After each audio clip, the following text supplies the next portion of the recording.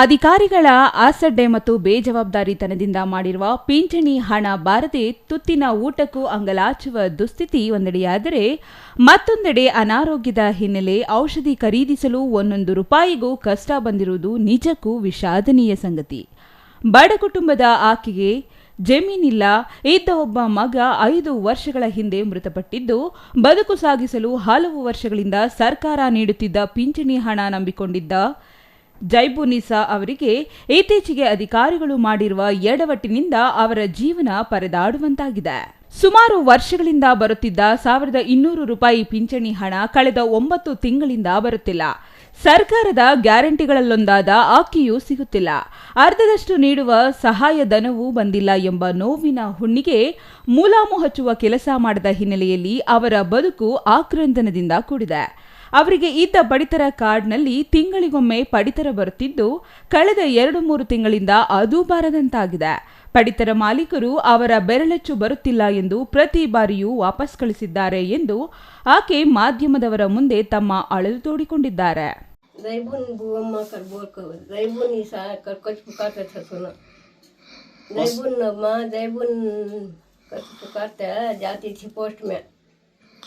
वो गई तो नहीं, हाँ गए, बैंक को गए, वहाँ भी नहीं.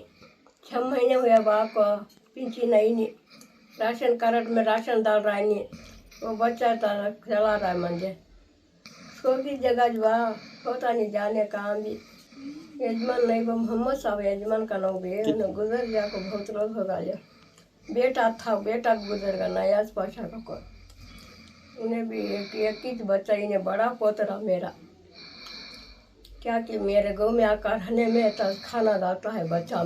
ಇತ್ತೀಚೆಗೆ ಜೈಬುನ್ನಿಸಾ ಅವರ ಹೆಸರಿನಲ್ಲಿದ್ದ ಪಡಿತರ ಚೀಟಿಯಲ್ಲಿ ಡಿಪೋ ಮಾಲೀಕರು ಅಥವಾ ಇದಕ್ಕೆ ಸಂಬಂಧಪಟ್ಟ ಅಧಿಕಾರಿಗಳು ಬೇರೆ 4 ಜನ ವ್ಯಕ್ತಿಗಳನ್ನು ಸೇರಿಸಿ ಅದರಿಂದ ಬರುವ ಪಡಿತರ ಹಾಗೂ ಸರ್ಕಾರಿ ಸೌಲಭ್ಯಗಳು ಮೋಸ ಮಾಡಿದವರೇ ಪಡೆದು ಆಕೆಗೆ ಮೋಸ ಮಾಡಿದ್ದಾರೆ ಎಂದು ಆಕೆಯ ಮೊಮ್ಮಗ ತಯ್ಯೂಬ್ ಪಾಷಾ ಮಾಧ್ಯಮದವರಿಗೆ ಹೇಳಿದರು.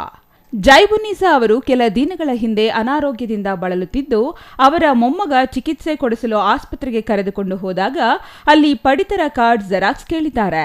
ಆಕೆಯ ಪಡಿತರ ಕಾರ್ಡ್ನಲ್ಲಿ ಹಳೆ ಸಂಖ್ಯೆ ಇದ್ದ ಕಾರಣ ಆಸ್ಪತ್ರೆಯ ಸಿಬ್ಬಂದಿ ಹೊಸ ಪಡಿತರ ಕಾರ್ಡ್ ನಂಬರ್ ಹಾಕಿಸಿಕೊಂಡು ಬರಲು ಹೇಳಿದ್ದಾರೆ. ಆ ವೇಳೆ ಅವರ ಮೊಮ್ಮಗ ಹೊಸ ಪಡಿತರ ಕಾರ್ಡ್ ನಂಬರ್ ಹಾಕಿಸಿಕೊಂಡು ಬರಲು ಆಹಾರ ಮತ್ತು ನಾಗರಿಕ ಸರಬರಾಜು ಇಲಾಖೆ ಕಚೇರಿಗೆ ಹೋದಾಗ ಆಕೆಯ ಕಾರ್ಡ್ ರದ್ದಾಗಿದ್ದು ಬಹಿರಂಗವಾಗಿದೆ. ಅಲ್ಲದೆ ಅನಧಿಕೃತವಾಗಿ ಆಕೆಯ ಹೊಸ ಪಡಿತರ ಕಾರ್ಡ್ ನಂಬರ್ನಲ್ಲಿ ಬೇರೆ 4 ಜನ ವ್ಯಕ್ತಿಗಳನ್ನು ಸೇರಿಸಿ ಅವರೇ ಪಡಿತರ ಹಾಗೂ ಸರ್ಕಾರಿ ಸೌಲಭ್ಯ ಪಡೆಯುತ್ತಿರುವುದು ಸ್ಪಷ್ಟವಾಗಿದೆ. ಹಿರಿ ವಯಸ್ಸಿನ ಜೈಬುನ್ನಿಸಾ ಅವರಿಗೆ ಆದ ಅನ್ಯಾಯಕ್ಕೆ ಈಗಲಾದರೂ ಸಂಬಂಧಪಟ್ಟ ಅಧಿಕಾರಿಗಳು ನ್ಯಾಯ ಕೊಡಿಸಬೇಕಿದೆ.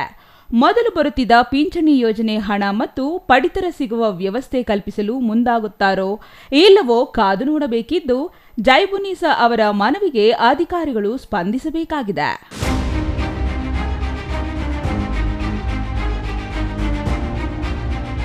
GL Shankar, CTV news, Chintamani.